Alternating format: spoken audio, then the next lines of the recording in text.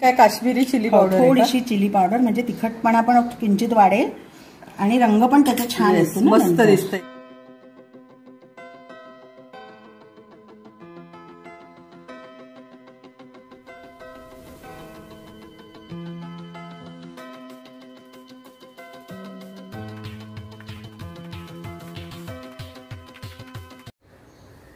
Hello, हाय food lovers, नमस्कार. मी architect Teja Parundekar, cook with Teja channel मध्ये तुमचं अगदी मनापासून स्वागत आहे. आज ही जी तुम्हाला दिसते आहे ना, ही माझी मैत्रीण आहे, पण तिचं दुसरं पण नातं आहे. ती म्हणजे माझी ती विहीण आहे. भारती पाटील असं तिचं नाव आहे. नमस्कार. आणि ती कारवारी पदार्थ खूप छान करते आणि आज त्याच्यामुळे मी तिला अशी पकडून तिला म्हटलं, तू मला एखादा छान पदार्थ शिकव आणि सोप्यातला सोपा पाहिजे, कारण कारवारी पदार्थ अवघड असले मला नाही जमले तर. म्हणून तिला सांगितलं की सोप्यातला सोपा पदार्थ आणि एखादा छान पदार्थ तुम्हाला शिकव. तर म्हणून ती आपल्याकडे आज मला कारवारी पदार्थ शिकवायला आलेली आहे. तर भारती, आज आपण काय करणार आहोत? आज आपण आंब्याचं सासम किंवा सासव हा पदार्थ करणार आहोत. बर. आणि हा पदार्थ अतिशय चविष्ट असतो आणि फार मेहनत पण लागत नाही त्याला. पण आता तर माझ्याकडे हापूस आंबे नाहीयेत. नाही, पण त्याच्यासाठी ना टॉप क्वालिटी आंब्याची जरूरच नाही. बर. साधे आंबे म्हणजे पायरी किंवा आपला रायवळ चालतो साधा, किंवा आता हे जे मी दाखवणार आहे हा मी लंगडा आहे, कारण सध्या आता त्यांचा सीझन संपलेला आहे. बर. तर लंगडा आहे. तर म्हणजे बेसिकली तो जो आंबा आपण वापरू ना तो रसाळ असला पाहिजे आणि किंचित आंबट चव चालते, कारण ह्या पदार्थामध्ये सगळ्या चवी असतात. बर. त्याच्यामुळे तर आधी ते आपण आंबे मी घेतले लंगडा आणि पाण्यात घालून स्वच्छ धुतले, थोडा वेळ ते पाण्यात ठेवले. असं केल्यामुळे ना रस चांगला सुटतो. अच्छा. त्याचा रस काढून घेतला. त्याचा रस काढून घेतला. आणि मग त्याच्या त्या दशा असतात त्याच्यासाठी काय करायचं? तेच तर पिक्युलियर आहे त्याचा सगळा रस काढून घ्यायचा, पण त्या बाजूला ठेवायच्या. कारण आपण हा पदार्थ कोई किंवा बाट, आंब्याची कोई किंवा बाट बाजूला ठेवायची, कारण हा सगळा पदार्थ केल्यानंतर त्या त्याच्यात घालायच्या. अच्छा, परत घालायच्या. आणि खाताना त्या मस्तपैकी त्या पदार्थात चोखून खायच्या. त्याची अप्रतिम चव येते मुलांना आणि म्हणजे आपल्याला आपण लहानपणी त्याचं खूप आवडतं. आणि म्हणजे लेडीजला ह्या जास्त रिलिश अर्थात मी आपण ते तू ज्या वेळेला करशील त्यावेळेला आपल्याला कळेल. तर त्यासाठी काय काय पदार्थ घ्यायचे ते पहिल्यांदा तुम्हाला सांगा. हे आंबे स्वच्छ धुवून घेतले पाण्यामध्ये घालून. बर. आणि ह्याच्यासाठी जे आंबे वापरायचे असतात ना ते एकदम टॉप क्वालिटीचे जरुरी नाही. अच्छा, म्हणजे जे आपल्या पायरी म्हणा, रायवळ म्हणा, किंवा आता हे लंगडा मी घेतलेले आहेत कारण त्यांचा सीझन संपलाय. तर थोडेसे गोड किंचित आंबट असले तरी चालतात. अच्छा. पण त्या आंब्याला रस असला पाहिजे. बर.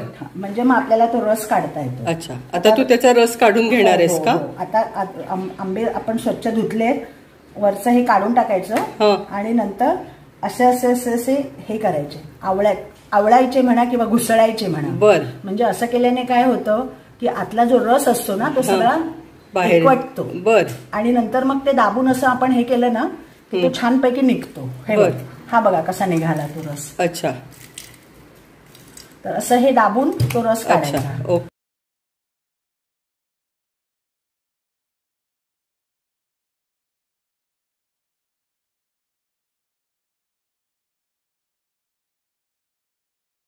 साल मी टाकून दिली, तो असं छानपैकी पिळून घ्यायचा. बर.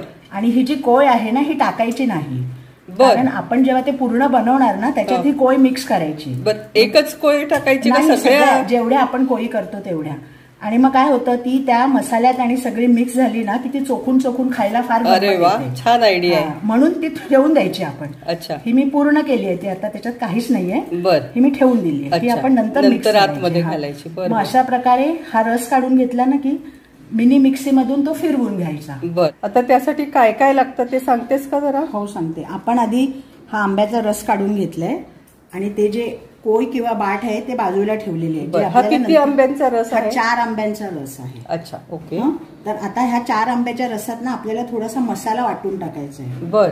तर त्या मसाल्यासाठी ना मी 1 वाटी खवलेलं खोबरं, ओलं खोबरं घेतलंय. अच्छा. त्याच्यानंतर 2 बेडगी मिरच्या भिजवून पाण्यामध्ये, म्हणजे त्या चांगल्या प्रकारे वाटल्या जातात. बर. आणि 1 वाटी किसलेलं गुळ किंवा गुळाची पावडर काही घेतलेली आहे. आता हे गुळ आहे ना हे कमी जास्त प्रमाणात लागतं, म्हणजे आंबा जर का आंबट असेल तर अजून थोडंसं ऍड करायला लागतं, पण ते आपण नंतर पण मिसळू शकतो. ओके. नाहीतर एवढं गुळ ह्याला पुरे होतं. बर. आता वाटताना आपल्याला खोबरं, मिरची, गुळ सगळं एकत्र करून वाटायचं आहे. बरं. ह्याच्यासाठी आपल्याला तांदूळ, उडदाची डाळ, मेथी म्हणजे मेथ्या आणि मोहरी असे पदार्थ लागतात. मोहरीला सासम किंवा सासव असं पण म्हणतात. आणि त्याच्यामुळे ह्याचं नाव जे आहे आंब्याचं सासम किंवा सासव असं पडलेलं आहे. बर. आता ही जी तांदूळ आहे हा अगदी थोडा घ्यायचा, म्हणजे पाव चमचा खूप झाला. बर. उडदाची डाळ पण तशीच थोडीशी, कारण हे जे 2 इन्ग्रेडियंट्स आहेत ना हे वासासाठी आहेत. अच्छा. आणि मेथी आणि हे चवीसाठी आहे. तर मेथी अर्धा चमचा घ्यायची. बर. आणि मोहरी पण अर्धा चमचा घ्यायची. बर. आणि हे सगळं ना गॅसवर कोरडं भाजून घ्यायचं, त्याला फरफरवणं असं म्हणतात. बर बर. आम्ही ज्याला शेकून घेणं, आता फरफरवणं म्हणतात. तर हे गॅसवर थोडंसं भाजून घ्यायचं. अच्छा. आणि हे तयार ठेवायचं. नंतर आपण जेव्हा मसाला वाटतो ना तेव्हा त्याच्यामध्ये आपण खोबरं, ही लाल मिरची आणि गूळ घातलेला आहे. तर तो मसाला वाटून झाला ना, फार अगदी बारीक वाटायचा नाही, फार जाडा पण नाही, मध्यम ठेवायचा.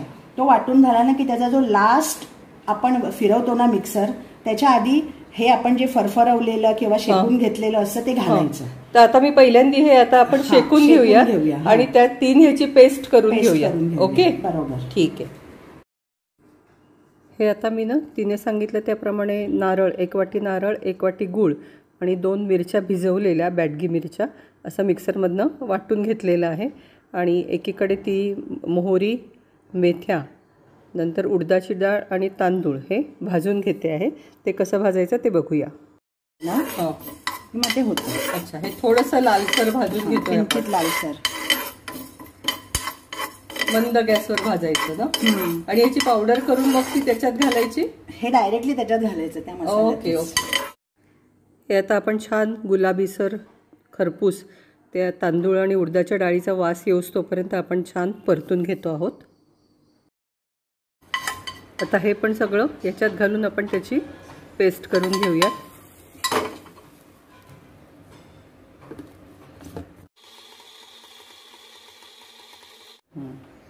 छान वास येतो, मस्त वास सुटलाय त्याचा. आता हे काय करायचं? आता हे त्या रसात मिक्स करायचं. आता हा साधारण 4 वाट्या रस असेल ना. 3 ते 4 वाट्या. 3 ते 4 वाट्या रस आहे. आता त्याच्यामध्ये तू जे केलेलं आहेस मसाला करायचा. ओके. आता ह्याच्यामध्ये ना खोबरं ना आपल्याला अजून हवं असेल तर आपण अजून पण थोडं घालू शकतो. म्हणजे हे खरं म्हणजे थंब रूल असा काही नाहीये, जितकं आपल्याला कमी जास्त पाहिजे असेल तसं. आणि गुळ पण आपल्याला थोडं जास्त कमी, जसा गोडवा आणि कित्येक वेळा आंब्याचा आंबटपणा असतो ना त्याच्यावर पण अवलंबून असतं. अच्छा. कित्येक वेळा आंबा आंबट जास्त असला तर गुळ थोडंसं जास्त लागतं. बरोबर. आणि हे वाटायची जरूर नाही, नुसतं गुळ चिरून जरी टाकलं. आणि आता हे उकळायचं ना. आता हे उकळायचं ना. उकळायचं नाही, मग असंच गार खायचं. अरे वा. फ्रीज मध्ये ठेवायचं आणि खायचं. अरे वा. ते कसं आहे की किती रस येतात पहा ह्याच्यामध्ये, गोड, तिखट, आंबट, कडू. बरोबर. मोहरीचे वेगळाच. मोहरीचा कडवटपणा आणि मीठ, म्हणजे 6 रसापैकी 5 रस ह्याच्यात आले. फक्त तुरट रस नाहीये.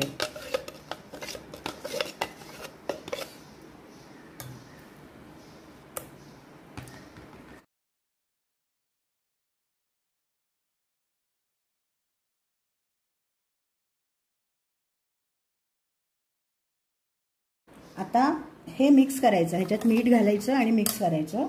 बर. आणि आपल्याला जर आवडत असेल ना,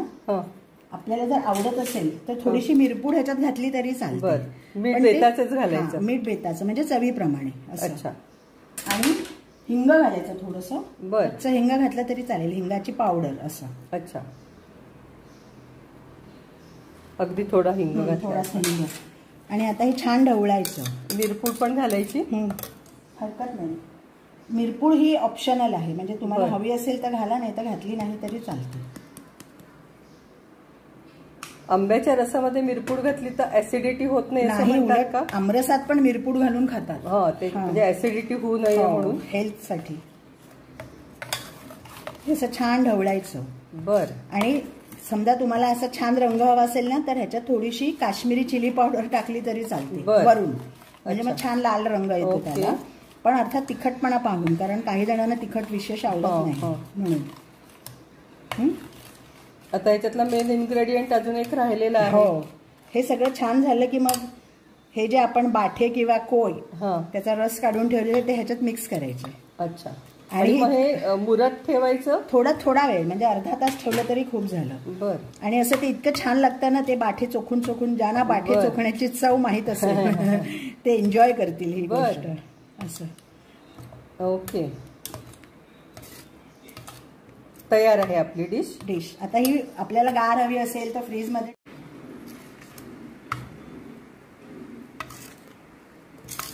काढ.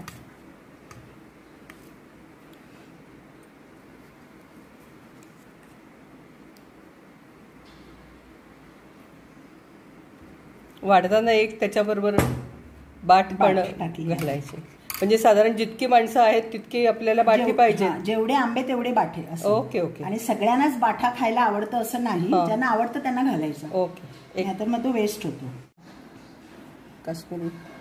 आता ही काय काश्मीरी चिली पावडर, थोडीशी चिली पावडर, म्हणजे तिखटपणा पण किंचित वाढेल आणि रंग पण त्याचा छान येतो. मस्त दिसतंय, खूपच छान येतं.